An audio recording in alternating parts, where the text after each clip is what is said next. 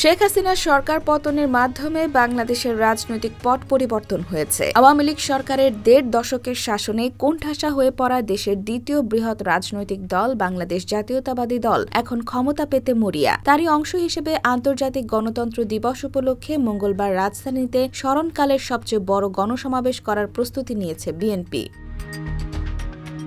এতে প্রধান অতিথি হিসেবে যুক্তরাজ্য থেকে ভার্চুয়ালি বক্তব্য দেবেন দলটির ভারপ্রাপ্ত চেয়ারম্যান তারেক রহমান। এছাড়া রাজধানীর বাইরে ৯টি মহানগরে বিএনপির সিনিয়র নেতাদের নেতৃত্বে একাধিক শোভাযাত্রার আয়োজন করা হবে বলে নিশ্চিত করেছে দলটির সিনিয়র নেতারা। সংশ্লিষ্ট নেতারা জানান, রাজধানীর মহানগর উত্তর, দক্ষিণ ও ঢাকা জেলা ছাড়াও আশেপাশের সকল জেলা ও মহানগর থেকে নেতাকর্মীরা এই সমাবেশে যোগ দেবেন। এছাড়া স্থায়ী কমিটির সদস্য সহ সিনিয়র নেতাদের নেতৃত্বে সিলেট, খুলনা, ময়মনসিংহ, চট্টগ্রাম, বরিশাল, রংপুর, ফরিদপুর, কুমিল্লা, রাজশাহী মহানগরে শোভাযাত্রা করবে বিএনপি।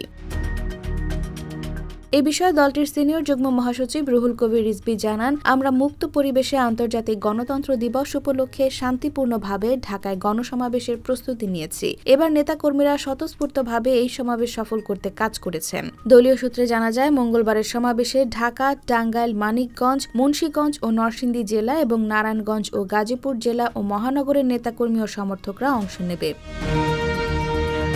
এদিকে সাধারণ সম্পাদক নিপুণ রায় চৌধুরী বলেন, সুশৃঙ্খলভাবে ঐক্যবদ্ধ হয়ে ঢাকা জেলা বিএনপির নয়াপল্টনে দলের কেন্দ্রীয় কার্যালয়ের সামনে অনুষ্ঠেয় গণসমাবেশে অংশ নেবে। এই নির্দেশনায় নেতাকর্মীদের আমরা দিয়েছি। তারেক রহমানের নেতৃত্বে বিএনপি ফিনিক্স পাখির মতো জেগে উঠেছে মন্তব্য করে নিপুণ রায় আরও বলেন, আসলে তারেক রহমান এখন নেতাকর্মীদের আস্থার প্রতীক হয়ে দাঁড়িয়েছেন। তার সেই বক্তব্য শোনার জন্যই মূলত নেতাকর্মীরা নয়াপল্টনে আসবেন।